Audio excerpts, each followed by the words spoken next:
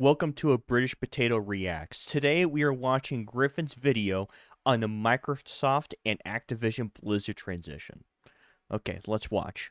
A great day today, just full of so much positivity and happiness, dude. Because in all honesty right now, man, I'm feeling pretty positive, kind of like my investment account at the moment after the news that the FTC lost the court case against Microsoft and Activision, and it's pretty much all but confirmed at this point that the merger is in fact going ahead. They just got to settle a few extra little things in the UK, but for all intents and purposes, man, Microsoft will I'll be right back. I need to use the restroom. Be acquiring Activision Blizzard for $95 a share, which if you bought Activision stock back at the peak of the sexual assault allegation, controversy. Now that we realize what you're putting into them is blood money, Activision Blizzard is screwing over actual people. Real women are having their lives ruined by crappy managers who aren't even... I'm so mad right now. I'm so mad because I feel like in some way I tacitly... My money went to this. This stupid t-shirt that I bought is fucking part of this... Excuse my cussing. This t-shirt also goes... This money also goes to a company that just doesn't care about women. Their share price actually dipped down to $55 per share. So if you happen to be in the stream where I talked about that and took my not financial advice where I said that I would personally be purchasing a lot of Activision Blizzard shares. Yeah. I came back from my bathroom break.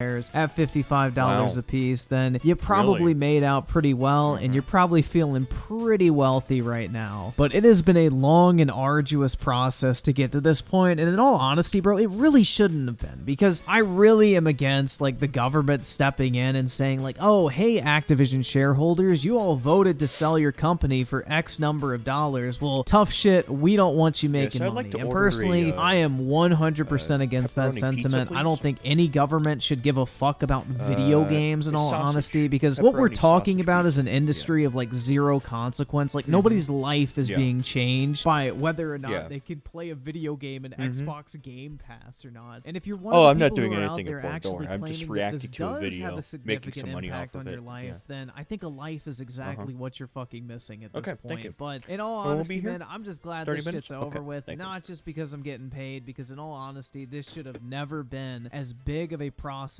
as it actually was. But whenever there is a massive sticker price of $69 billion attached to any acquisition, every single regulator is going to act like they actually give a fuck, and they're going to pretend like they have the consumer's best interest in mind, when in reality, it's all political bullshit. But speaking of regulators, I think the funniest thing to come out of this entire situation is just the FTC's piss-poor performance, in my opinion.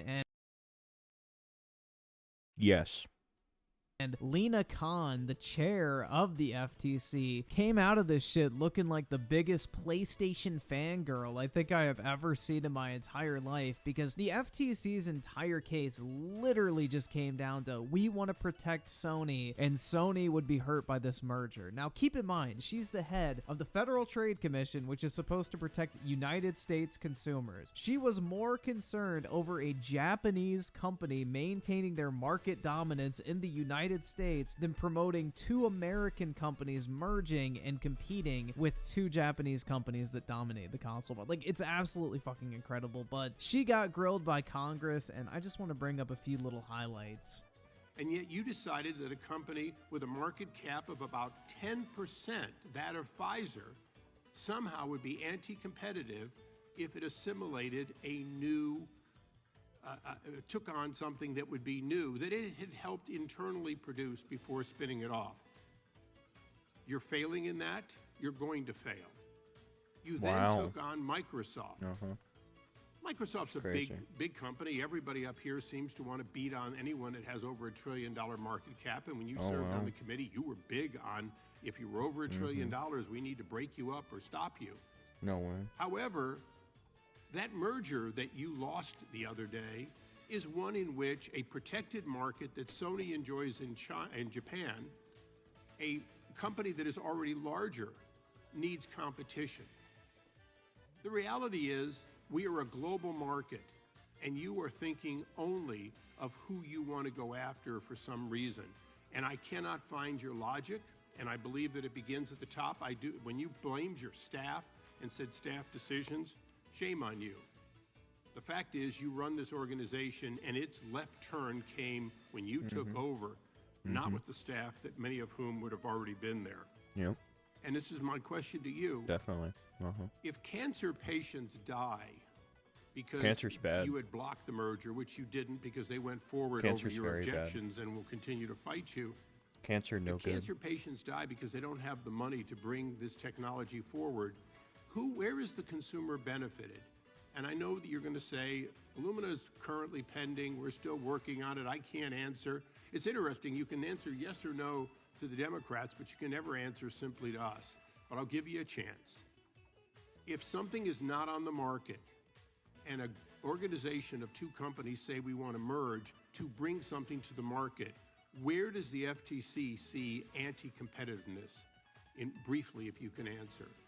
So before I answer, I should just note, if anybody asks me on either side about an ongoing No, matter, please I will answer not my be question. able My to- time I is will- I will limited. not be able to answer about ongoing adjudicative Okay, proceedings. let's go back through this. Your opinion, the opinion whether you inherited it or not that you seem to bear, is that in the future there could be a failure to have competition in a market that has not yet occurred. If people have to meet a standard of your hypothetical market will not develop because we have to predict the future.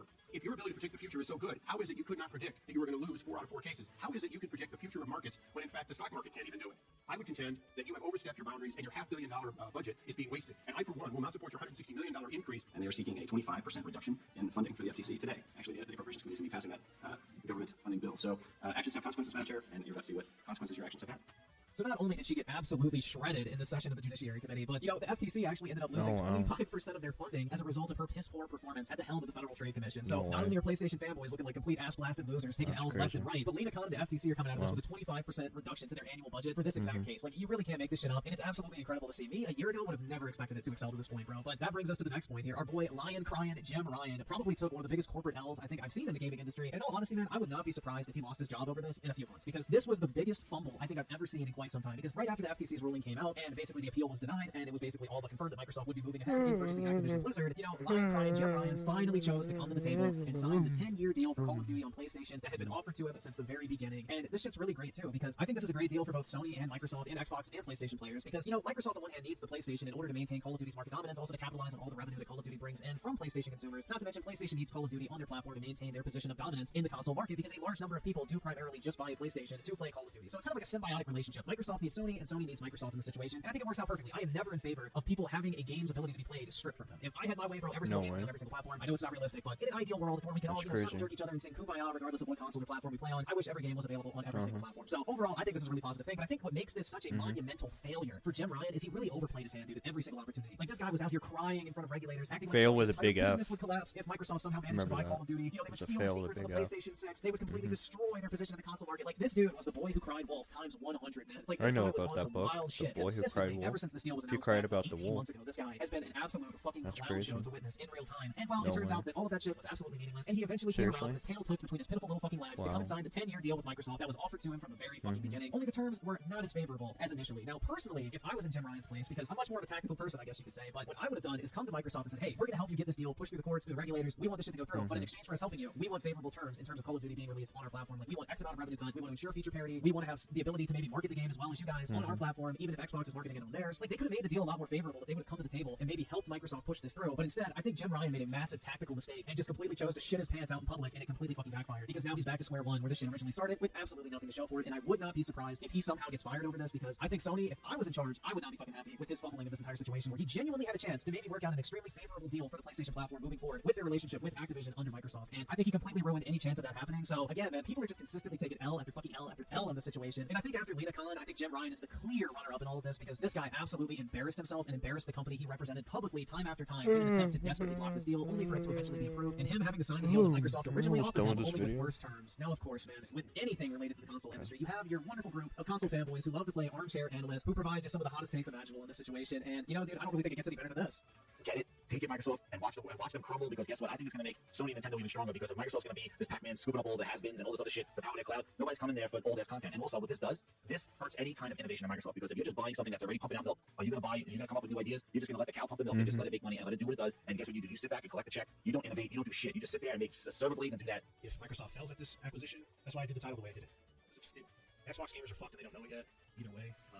And then Call of Duty, you're talking about consolidation of the industry because it triggers all that. Because not only if this is passed or not, you know, if it is passed, then it's going to trigger, like you said, everybody's going to do this acquisition war. Preach, Everything's brother. going to get gobbled up. Creativity on the smaller scale is going to be limited. Wow. And all that is domino down. Plus, Microsoft is the big, you know, monopolistic situation when it comes to a subscription service. That's right, man. Xbox gamers are fucked and they don't even know it because somehow Activision and Blizzard games being in Game Pass is, you know, really gonna fuck them in the ass, bro. Like, you know, honestly, I can't really think of a worse scenario to be in when it comes to being an Xbox gamer. I sure do hate getting more value for my money, but of course, man, the takes on this entire situation are all over the fucking place. You can probably spend hours looking at the various channels out there. Now, one I would like to highlight is, of course, my personal favorite content creator across this wonderful website known as YouTube.com, and that is Dreamcast Guy. You know, Dreamcast Guy is definitely known for being able to Keep that same energy. I gotta be honest, I feel bad for a lot of those Xbox dudes. There are a lot of people out there who really were wanting this win. I'll be honest, I saw a lot of tweets, and I've shown them in videos of people who wanted Call of Duty to become exclusive. They wanted Call of Duty to get taken from PlayStation as fast as possible, and now that's just never gonna happen. Man, you know, just for fun, let's click the Activision Blizzard hashtag. Let's see what people are freaking out about. Activision Blizzard stock is absolutely plummeting, technically in pre-market. Oh man, look at that. It's everybody's just talking about the fact that this deal is just being blocked. UK government dealt a huge blow to Xbox Activision Blizzard's deal. Man, it's done so. It's absolutely done so. Gosh. Well, that's it, folks. That's it. Thanks so much for watching. Good morning, good evening, or good night. You guys rock. Be sure to like the video and subscribe if you haven't already. And please, keep dreaming. Oh my god. Oh man, I would have gotten back just a minute ago. Oh my god, I'm tired. A few moments later. Xbox just won a freaking massive victory. They have now been officially approved to buy Activision Blizzard for $70 billion. Now, this entire thing has been a long, messy court case that I've been following very close because we've never really had any sort of situation like this where a console person, the fact that this company that makes so many games, that has Game Pass, that has their own definite focus in the industry, nobody has ever tried to buy something as big as Call of Duty, and now they've successfully done it. So I want to talk about this court case because it's officially wrapping up, and I'm still shocked by it. Let's dig into the nitty-gritty. Overall, I'm still just impressed that this went through. Like, the amount of legal effort. Like, as a gamer, it's weird to think of a $70 billion acquisition like this going through. It's definitely changing the nature of how video game companies think. I mean, the fact that literally anything can have a price tag on it. But as a random fan, as a person that's just a YouTuber that likes to talk about gaming news, it's been interesting to watch this dumpster fire rage. This stupid t-shirt that I bought is a part of this. And I think this really just highlights the entire sentiment that people that really know the least always end up saying the most dumb shit, bro. Because it really just is a very complex issue that most people on YouTube who make gaming news content, go figure, are not really equipped to analyze, myself included, man. Like, I've never claimed to be a fucking expert on M&A. Like, eventually I would love to work in the industry, but that's beside the point, man. I am definitely no expert on this shit. I feel like at least when I've covered it, I've come from the perspective of, hey, man, I don't have any fucking idea which way this is gonna go, but this is what I think. And I think it's really interesting when you have a lot of channels like Dreamcast Guy, like Assaultius Gaming, like an MBG, you name it, who know with 100% absolute certainty which way these types of things are gonna go, just because it touches a realm of the internet that they're somewhat familiar with, when in reality it's a massively complex economic and political issue that touches more things than just the pitiful fucking excuse of the internet gaming community. But I don't know, man. I say all that to say this. I personally am very glad that this deal went through, not just from a financial perspective, but from the perspective as a gamer, dude, because Game Pass offers the greatest I'll stop my Cold Eastwood say thoughts, gamer, honestly, funny man, I think this is voice. overall a net positive. It seems like That was Microsoft has every funny. intention to keep major Activision Blizzard games on PlayStation That was and all fucking platforms for that matter. hilarious. And in addition to that, bringing those titles to new platforms like the Nintendo Switch. And anytime more people get access to more video games, I think that's a net positive. Game Pass really Oh shit, he almost tried to advertise himself. Okay, that's where we're gonna end the video. Sorry, I don't want to advertise this person that we just watched his entirety of his video for. So subscribe, like the video. Thank you for watching. Make sure you subscribe to my G Fuel. Potato out. This isn't very transformative, my dude. Bro, he literally just dropped the whole fucking video in here with zero commentary.